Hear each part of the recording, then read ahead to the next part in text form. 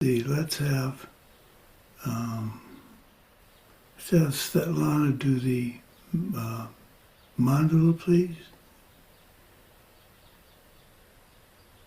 Вот великая земля, наполненная ароматом благовоний, покрытая одеялом из цветов. Великая гора, 4 континента, в своем уме все это делаю раем Будды и преподношу это тебе. Пусть каждый ощутит чистый мир.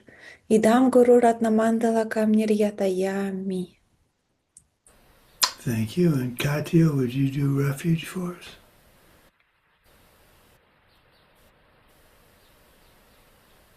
Tomo refugio hasta que me ilumine en el Buda, Dharma y Sangha, que a través del mérito acumulado por la práctica de las perfecciones tales como el dar, pueda yo alcanzar la budidad en el beneficio de todos los seres.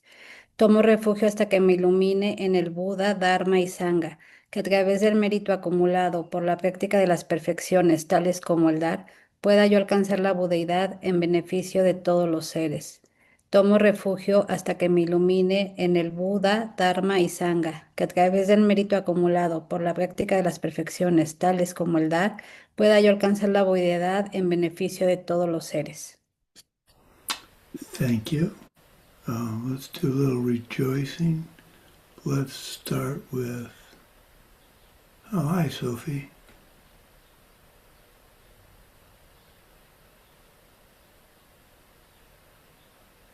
Okay, let's start with Lydia. What do you have to rejoice in? Hello, dear Lama Sumati. Hello, everyone. I rejoice that my daughter, she is singing. She starts to sing, and she do it very well.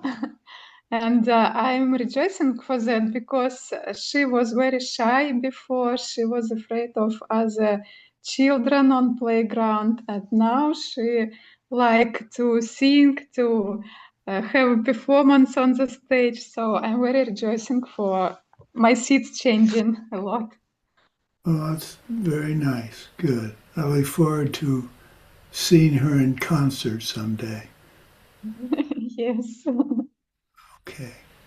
Let's see. Anna, recording engineer Anna. What do you have to rejoice in? Hello, dear Venerable Sumati. Hello, everyone. About my rejoicing, I rejoice about the weather and tomorrow we have -2 degrees. Today we have plus 20 degrees, but you know the spring is going on in any way. In some parts of our country, we even had snow some days ago. Yes, very interesting story and pretty unusual for my region. Anyway, the spring is coming, and I plan to visit one of my favorite places in the city, the botanical garden, with my friends. So I'll rejoice about the spring. Thank you. Very nice. Very nice. Okay. Daria. So it's my turn, yes? Okay. Oh, because you said Anna and another one. Anna. Yeah, I thought okay. it was me. No, that's right. Okay. Go ahead, Anna. I came out of a little retreat. I stayed there for a couple of days, and it was quite successful. And I have 2 days here in the city, and then I'm going to Armenia, and I will meet Venerable Gyaltsen and get this Vajrasattva practice. So I'm excited. I'm looking forward. Very good. Yeah. Well, you'll like we really like the venue, and Venerable Gyaltsen is a wonderful teacher, so you should have a very remarkable experience. Okay, Svetlana. Hello there, Venerable Sumati. Hello, everyone. Today I'd like to rejoice about harmony that I can observe among the colleagues at the office.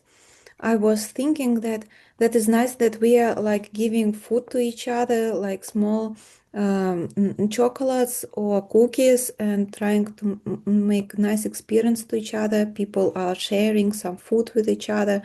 And today we celebrated two birthdays of girls, and they shared some nice pies, and another girl like paid for the lunch. And I rejoice in this harmony and dedicate these seeds to strong health of all our teachers, of Dharma teachers, and that everyone can reach their total enlightenment. Very good. So that's quite a change from even a month or two ago. So see, karma, treating others the way you want to be treated works. So very good, very good. Okay, Shinar, what do you have to rejoice in?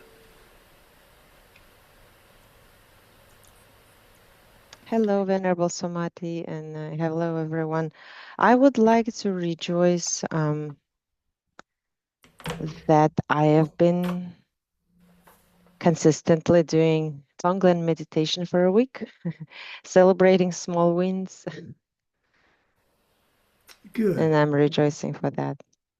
Well, the rejoicing, the idea behind our rejoicing like this is to understand where our world comes from and how we can modify our behavior to have it reflect in our environment. So Tonglen's a very powerful way to do that. So good for you for a week. That's excellent. Okay, Daria. Good morning, Lama Sumati. I rejoice. Yesterday, I had a little irritated to my mother. Why? I have a lot of class when I host, and my mother came to my home, came to my room and say, "Oh, can you help me?" No, not helping. She won't spoke with me, and oh, I have a lot of things. This, and I stopped. And my mother say, "Oh, you don't have time for me. You just talking about compassion. It's your guys and your yes, she's an angel. It's my mirror. It's my seat. Okay, what can I do? I stay. I do Tonglen, my mother, and this situation. And next, okay, what can I do? I don't like borscht, but my mother loves borscht. And okay, I have 2 hours between class. I go to the kitchen, cooked borscht and some things, and clean some room. And okay, and my mother, oh, I'm happy. I see she was happy. She was happy, and she stopped irritate too. She started smile because she yesterday she went like an angry bird. And mother, what happened? And you don't know what happened? It's you. It's you. Do okay. It's me, and I'm happy because she has started smile. Like, oh, mom, you smile. I'm happy. Wow. Well, there you go. That's how to. Now, it's interesting. It's easy to reflect that what you did then was immediately ripening for you, which it could have been, but you're setting the conditions in the future. So in the past, you did something to generate your reaction in the present. So just keeping all that in mind made for an interesting interchange with your mother. So how can you not like borscht? I mean, does that make you not Russian if you don't like borscht? Yeah, it's a Russian and Ukrainian cook, but Yeah. I don't know. In the past I loved borscht, but now I don't know why. I love Asian cooking and something, but my mother don't like. I see. So you've grown past borscht to a wider palate. Yeah. Okay. Well, do you have what we call coleslaw in Russian? That's where you take cabbage and I make coleslaw with chopped up cabbage, mayonnaise, sliced black olives, and roasted green chilies, and that's actually very good. Anyway, I digress. We're not here to discuss recipes. We could someday. Maybe one day we'll have a class and just discuss recipes. Okay, Katya, what do you have to rejoice in? I want to rejoice that I saw my family. We got together to celebrate my aunt's birthday, and we enjoyed a beautiful time together. We were all happy, and I saved a cockroach because it's cockroach. Then Yeah, the animal that a cockroach. cockroach. Yeah, Yes. yeah. I Yeah. saved one because it was around my aunt's house, and they wanna kill it, so I stopped them and I put it in the garden. So I dedicate it so everyone has protection in their life. Very good. Very good. Well, now I covered everybody. Let me look. I think no. Oksana, what do you have to rejoice in?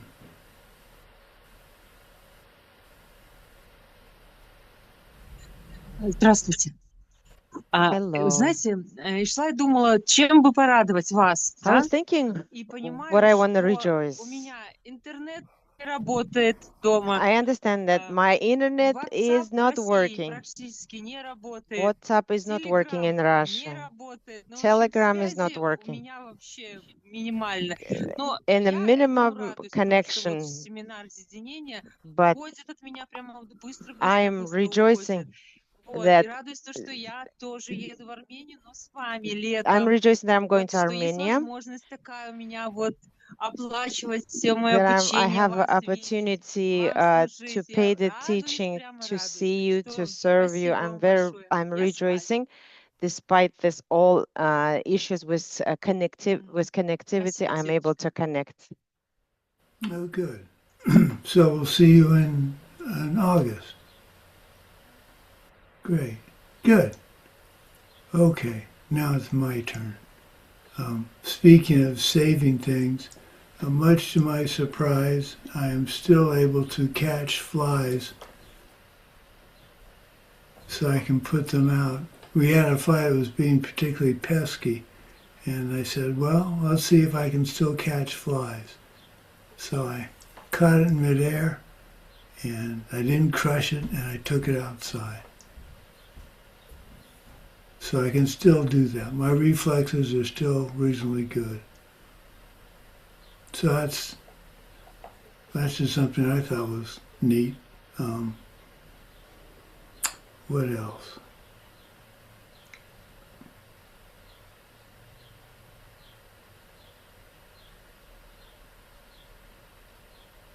Oh, this is mundane, but I rejoice. I had another problem with my computer, and I called Hewlett-Packard, and it turned out the contract for the monthly fee I pay to have access to technicians had run out, so I had to repay that. Didn't get mad about it because I thought I'd settled this before. And then the problem with my computer was very difficult for me to understand, but apparently easy enough to fix. So the computer's running properly again. I had removed a program from my computer. I had uninstalled it, and I have a feeling that was what caused my problem. I couldn't get the home screen on my laptop to open. It was very, very weird. But so I didn't get angry. I just accepted the fact that we needed to fix it. My bike isn't coming until probably Wednesday now, if then. There have been some delays, and I'm not, a year ago, 2 years, well, not, maybe 5 years ago, I would have got more upset. The bike will get here when it gets here. My getting upset about it's not going to make it appear any sooner. But I'm really looking forward to getting it. So, okay. Let's get to class.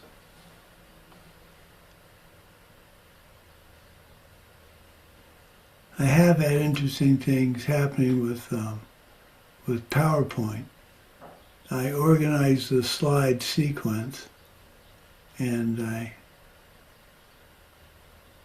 put it into the get ready to send to the translators, and the sequence is out of order. Now the translators don't need to worry about the sequence because they aren't playing the PowerPoint. They're looking at the content. But I'm trying to figure out what I'm doing to have the order be one thing, and then I save the class and I open it again, and the order of the items on the slides has changed. I haven't figured that out yet. But let's see if it held for today. Okay, class 7 is the 5 heaps. Last class we studied the division of a person into body and mind. We showed that both are empty of self-nature, empty of existing independent of your projections, forced by karma. Now we go deeper into the analysis of a person. We want to look at the 5 heaps, or skandhas in Sanskrit. These are just 5 piles of things that make up the different parts of a person. When we understand the emptiness of each of these heaps, then we would automatically understand the emptiness of ourselves, which is important if we want to see emptiness directly. So the first heap is the physical body, the matter that is your body. The second heap is the capacity to feel things.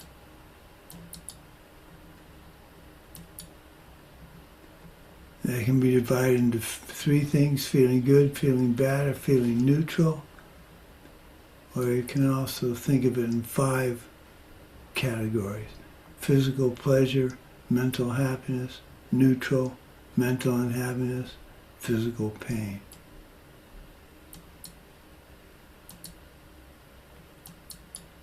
And the third one is discrimination, the ability to make distinction between things. This is good, this is bad, this is tall, this is short. So discriminating. I look at discrimination as having an opinion of something.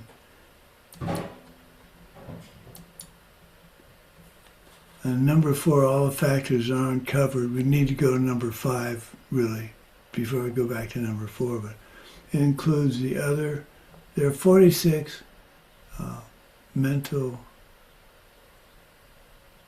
secondary mental functions. I say 44 here because 2 are already, feeling and discrimination have already been talked about. For example, a mental capacity to move the mind, to concentrate, exercise your will, to have faith, anger, jealousy, to think of the concept me. And number 5, awareness, consciousness itself, the fact that you are aware of things. There are 6 general awarenesses: eyes that see colors and shapes, ears that hear sounds, nose smells, tongue taste, touch skin, and thoughts or mind. So these are awarenesses, what we call awarenesses, which are aspects of being aware of your outside world and your inside world for that matter. Okay, 5 heaps never stop. You're always conscious on some level. You always have been, you always will be, It's your main mind.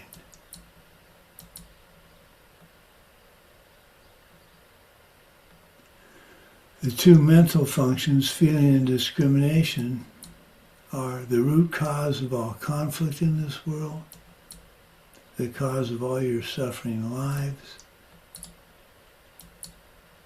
and they relate to the sequence of the heaps.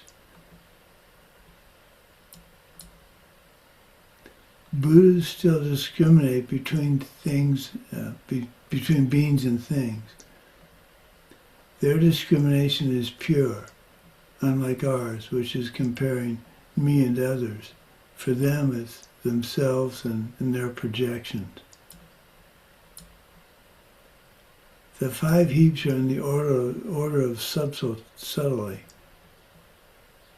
with form being the most gross and consciousness being the most subtle.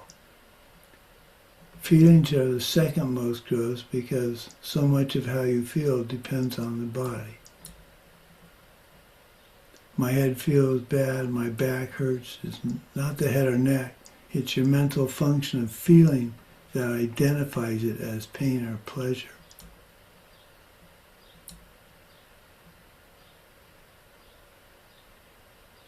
Discriminations are also gross states of mind. This is more, that is his. This is good, that is bad. This is big, that is small. So not much intelligence or decision-making goes into these types of responses. It's either big or it isn't. It's either small or it isn't. There's not much of a decision process. We cannot get enlightened without understanding the emptiness of feelings. So we look at this through four close recollections. Deep awareness of your body, the deep awareness of your feelings, the deep awareness of your mind,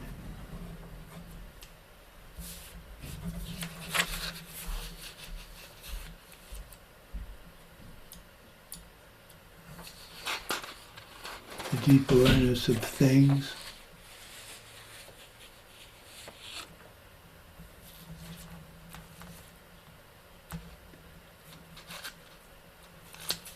anything not covered in number 3.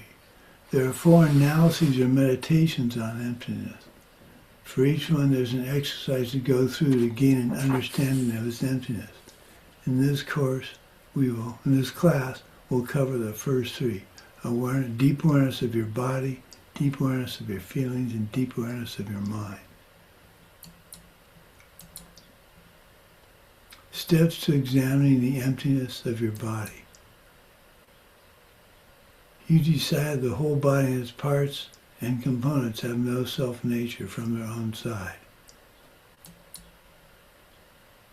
The body and its parts, not my body and my parts, until my mind projects head, etc. onto the part. Step 2. Therefore, it's wrong to feel attachment for the body because it's just like a dream. Dream meaning that your perception of your body is wrong. It doesn't exist in the way you think it does. In other words, it's like a dream. It's not that it doesn't exist.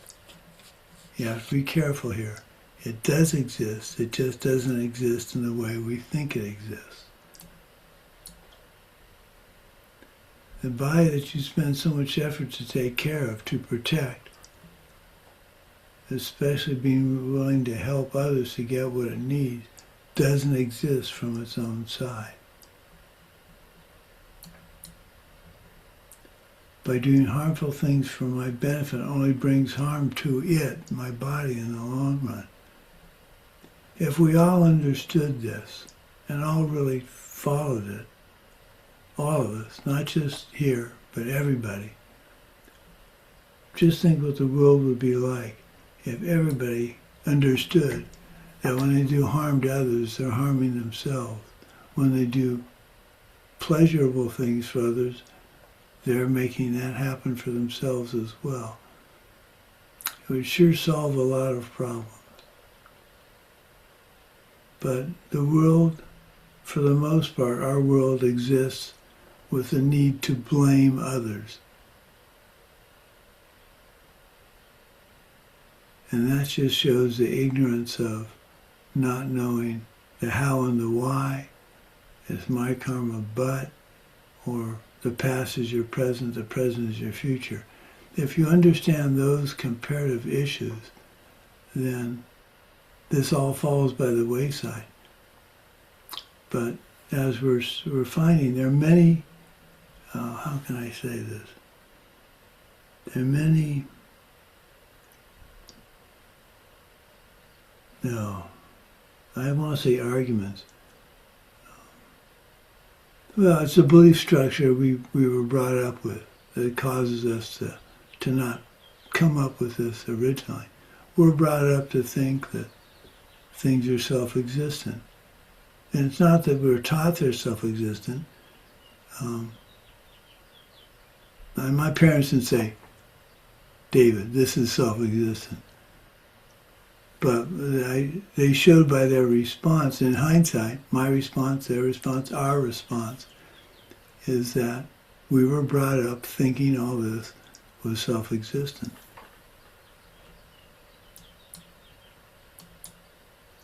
So step 3, if my body has no nature from its side, then I, which includes that body, cannot be self-existent either, because I depend on my body to exist as me, Sumati.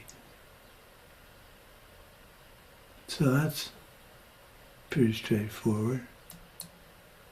If you can prove to yourself you do not have any self-nature, that you are nothing more than projections forced by karma, this means you have proved to yourself you do not have to see ordinary aging, sickness, and death. You could see Buddha you. It is possible, and that is the whole point of what we're doing. The fact to realize that your body is not self-existent. Because it's not self-existent, your body can take on any form. It could take on, in a finger snap, being a dog. It could, in a finger snap, be a Buddha. That's the wonderful potential of it not existing from its own side. If you see someone hurting another or about to hurt you, does thinking that you're seeing yours or their body incorrectly, and so you should not act? No, you must act. You break a vow if you do not do something. Your motivation must be to protect them from getting new bad karma and to act without anger or hatred, but with compassion and perhaps wrath. If the person attacking you was your mother, would you find a way to disarm her without hurting her? Of course. Now we have a problem in our kitchen with these little tiny ants, and I mean tiny. They are really tiny ants. They're called kitchen ants for some reason, probably because they show up in your kitchen. They don't seem to be interested in any particular food type. It's been my experience that ants are either protein, sugar, or oil ants. If you put a bit of sugar out, the sugar ants swarm the sugar. If you put some oil out, the oil ants swarm the oil. And if you put a piece of cheese or meat or something out, the protein ants swarm that. Well, these ants don't do any of that. It looks like their idea of fun is just to be in our kitchen. Now, I'm glad they're having fun, but I'm getting tired of seeing these ants. So, I have movement of the mind. I have the thought of poisoning them. I will admit that. I have that thought. Now, that's movement of the mind. That's not good.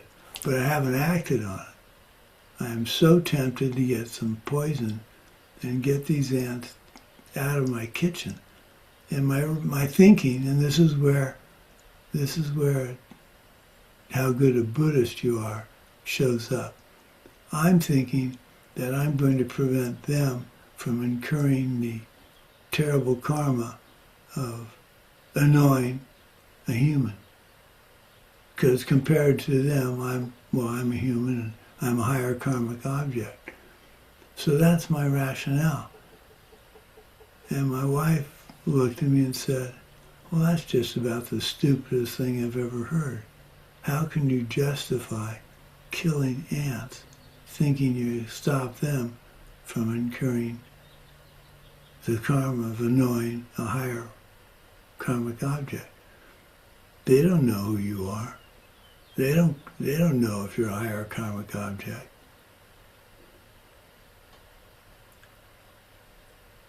So, I've had the movement of the mind, but I haven't carried out what I was thinking of doing. What will be interesting to see is the reaction of my sisters when they come in. Let's see. They come in a week from Thursday. And when they see the ants, they're going to say, you got ants in your kitchen. Why don't you kill them? And my lovely wife is going to say, well, we can't for a variety of reasons. And my sister Catherine's going to say, well, that's just about the stupidest thing I've ever heard. And I'm going to have a response to that. My response to that is going to be to point to my wife and let her take care of the response.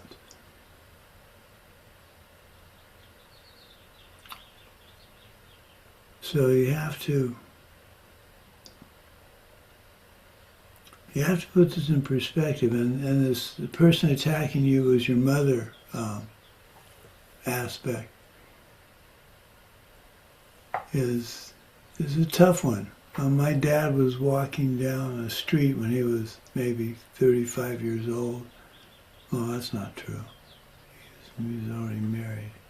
Anyway, he was walking down a street in New York, and he saw across the street a gang was beating up on a guy.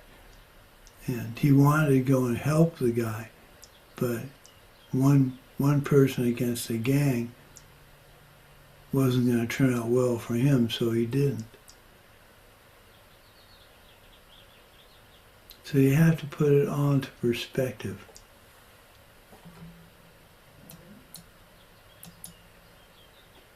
So now we go to deep awareness of our feelings.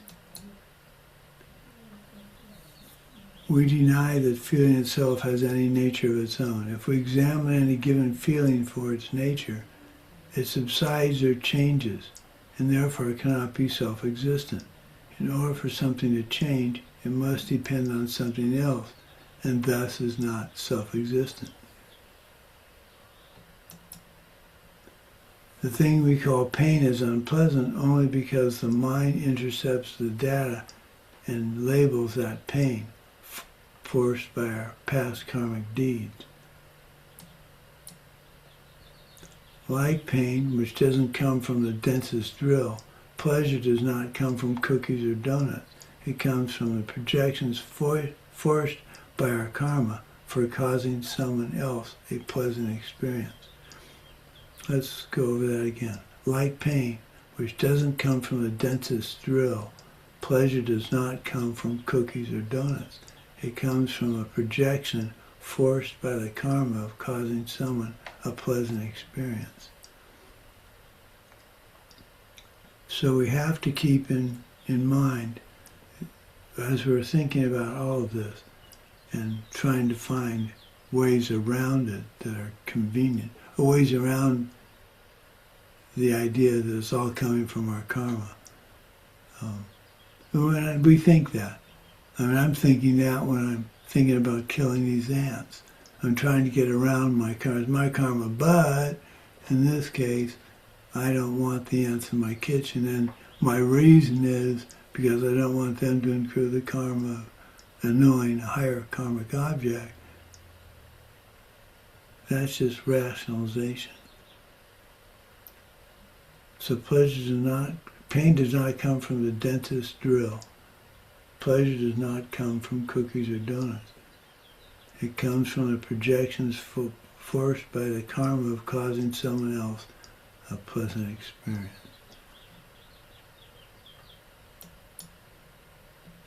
So step 2. We deny the causes of our feelings have any nature of their own. What are the causes of the act of feeling good or bad? There must be an encounter between 3 elements in order to experience a pleasure or pain. There must be an outside object that you perceive. Now that immediately should get you thinking, an outside object.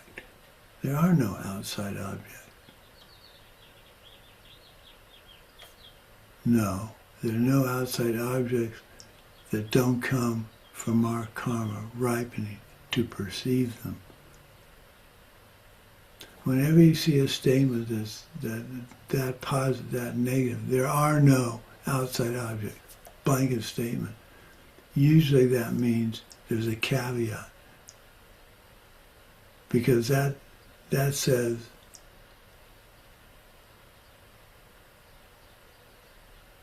how do I want to put it?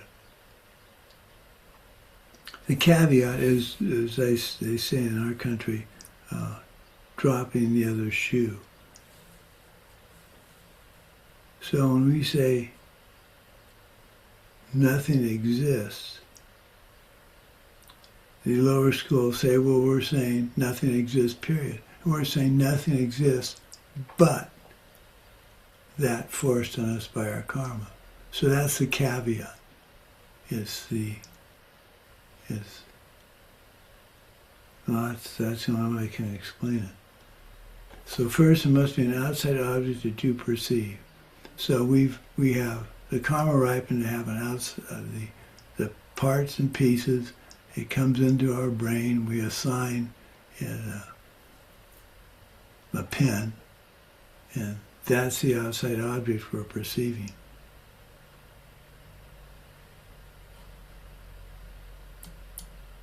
There must be a sense organ that perceives it, so there has to be an eyeball in this case.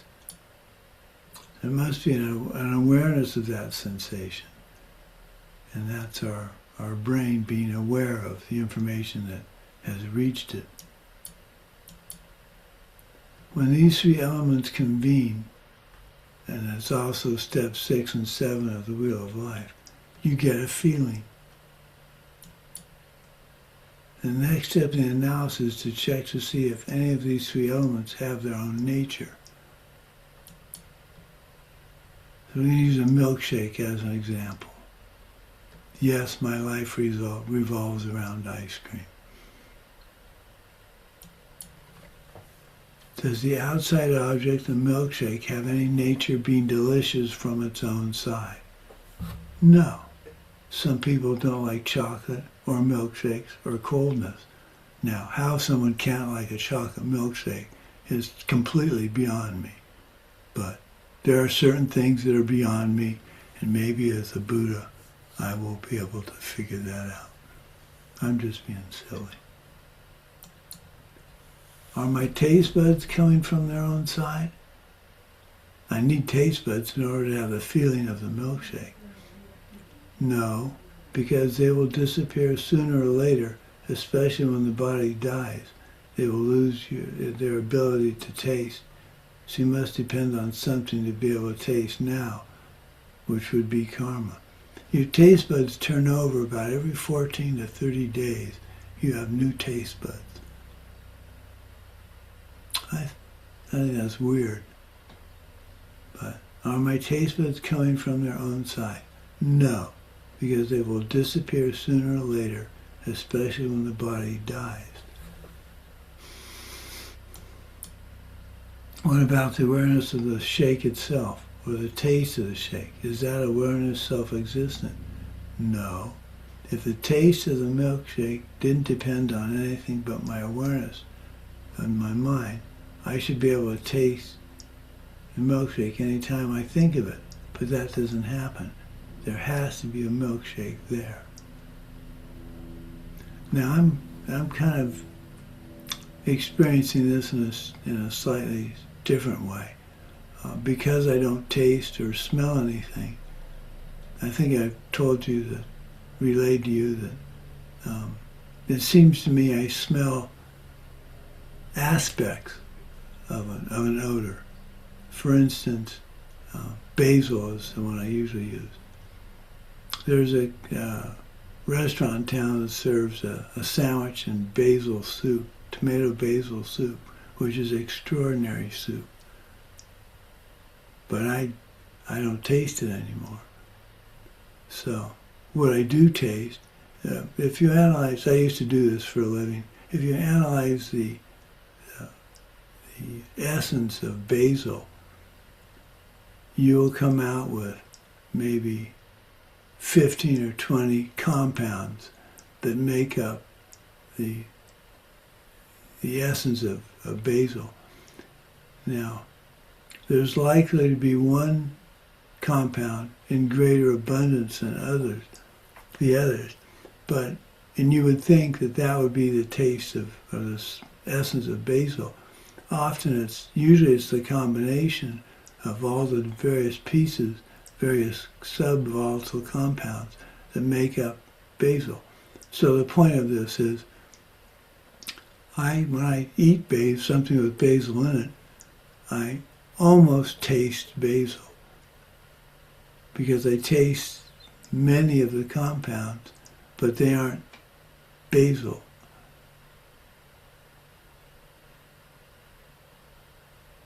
So it's very weird. It's frustrating.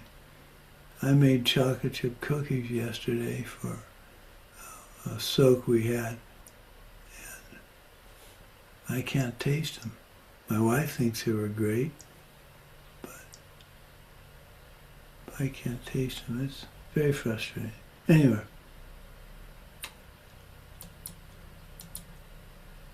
again, so what? We're going through a lot of this in this class, this course, and we're coming up against these so what?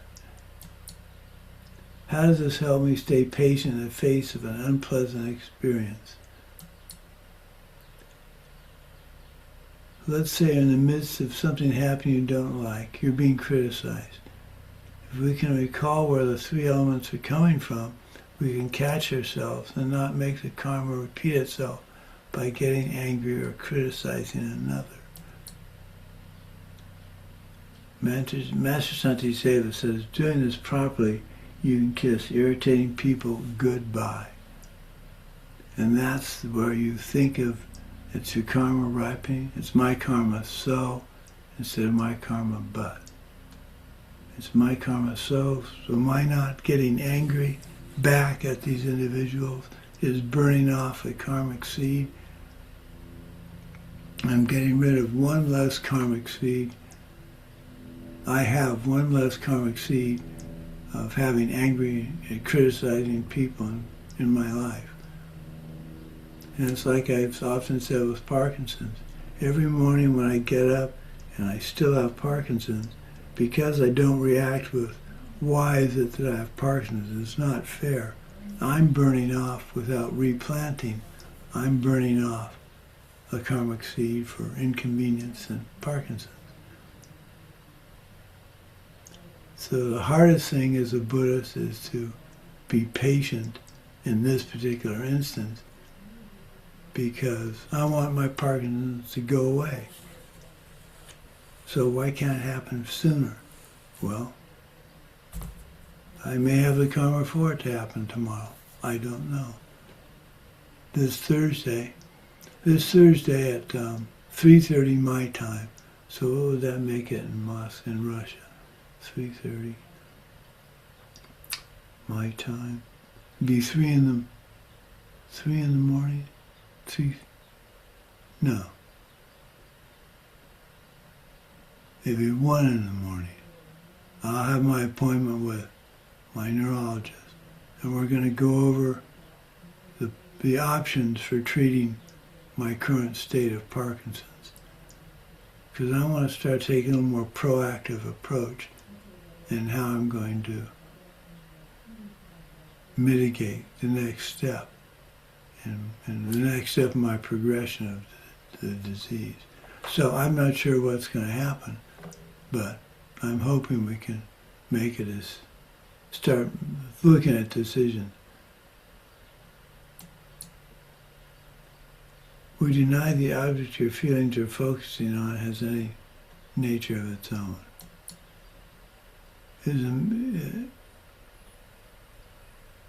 Is the milkshake self-existently tasty? No. Someone allergic to milk would not want a milkshake. In Mongolia, fermented mare's milk is a delicacy of choice and offered with great reverence. Pleasant objects are not self-existently pleasant.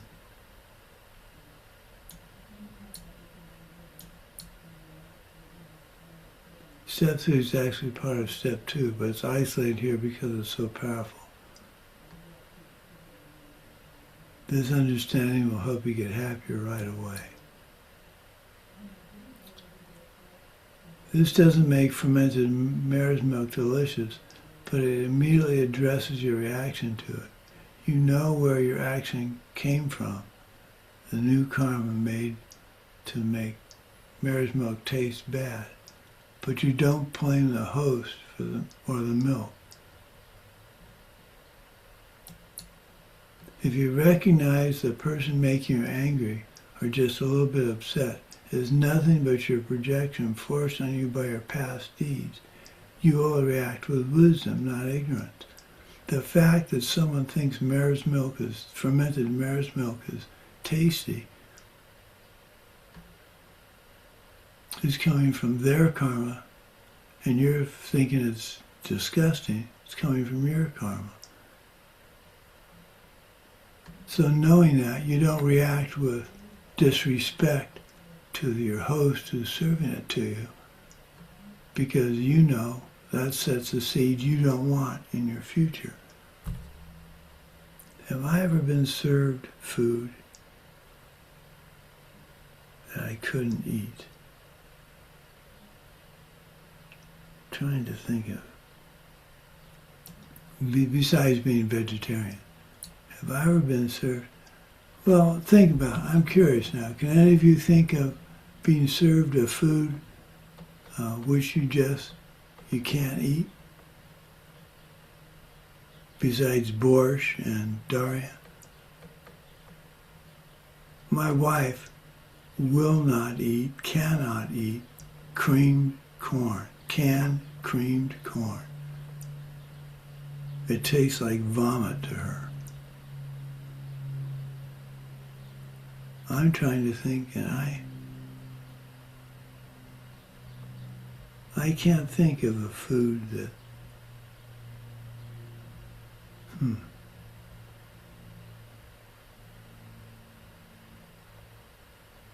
Can any of you think of a food you just can't eat?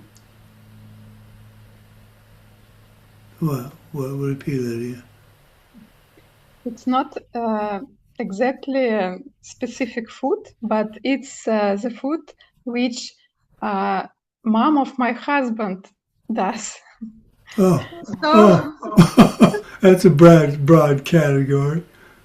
Yes, and I come to her house and she offers food and I am eating like...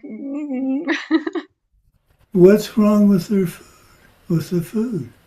I don't know. It's not tasty for me. And now I'm thinking about it and I understand that it's my karma ripening. It's not her talent or lack of talent for cooking. It's my karma. Does she like your cooking? My cooking? Does she like your cooking? Yes, a little bit, but more. Well, maybe she comes to your house and goes, "Oh my God, I've got to eat Lydia's cooking. It's terrible." I don't like to cook really, but I have to. And that's great. That's great. That's what you want to hear. I don't like to cook, but I have to. Well, remind me when next time I'm in Moscow to realize that you made dinner, but you really didn't want to. That's very funny. I like to cook. I still like to cook, although it's getting problematic for me now. Chopping food. I've got to be very careful not to cut myself. And anyway, so that's interesting, Lydia. I think that's an interesting karmic event. Okay. So we stop denying the subject, the mind having the feeling has any nature of its own. So, why was I there to experience the pleasure or pain? What put me there? We've already shown that I am a concept projected onto the parts, so I am empty of self-existence. We have shown that the moments of awareness are also independently arising, depending on projections forced by karma. My being there is not arranged by God or some big bang made atoms. My being there is nothing but my karma ripening. If I don't like it, fix my karma. Stop reacting negatively to anything, and eventually you only have pleasant things in your life. The trouble is, eventually can mean eons and eons. So what's the difference between the way we feel things and the way a Buddha feels things? Because Buddhas feel things. Buddha's feelings are pure. Ours are impure. Ours are the kind of feelings that make you do a negative karma to get away from that feeling. Whereas for Lord Buddha, it's their feelings are pure. So let me see if there's anything else.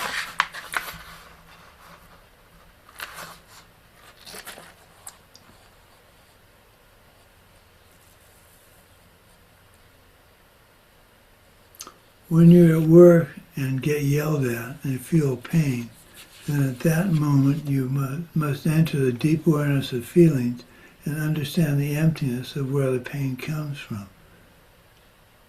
The emptiness of your boss, the emptiness of your boss's words, the emptiness of your ears, the emptiness of the consciousness aware of the words, and most importantly, the emptiness of the situation.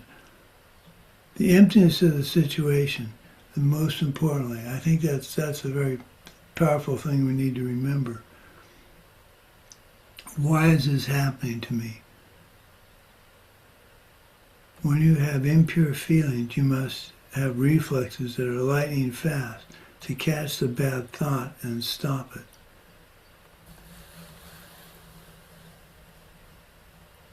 We need to remember all of this comes down to our karma ripening. No matter how you analyze it, it comes down to your karma ripening. And because we don't know which karma is going to ripen next, we need to be on our toes. So Anna, you look like your house either stopped heating or you're outside. I'm assuming I'm outside. It's pretty cold here. Okay. I was kidding. Obviously, you're outside. Okay. Well, that's a fairly short class. What time is it? Oh, it's a very short class. Okay. Well, I think we'll see everybody on Thursday. What's happening Thursday? Oh, that's my neurology appointment. And maybe my bike will have arrived and I'll have pictures of me riding my bike. I hope. Cross my fingers. And then you don't have to hear about my bike anymore. You're probably tired. Oh, there he goes talking about his damn bike again. Just wish he'd get his bike and ride it and shut up. So, I understand. I'm tired of my saying it. Okay. Thank you all for being such wonderful, fun students to have. Thank you for laughing at my jokes. And I love you all. Bye-bye. Thank you so much, Holy Lama. Please stay forever. Mother-in-law is cooking. Thank so you. much, Yala, Bye-bye. Sumati. Please Thank stay. you. Bye. Please We stay love you. and be absolutely healthy. Bye.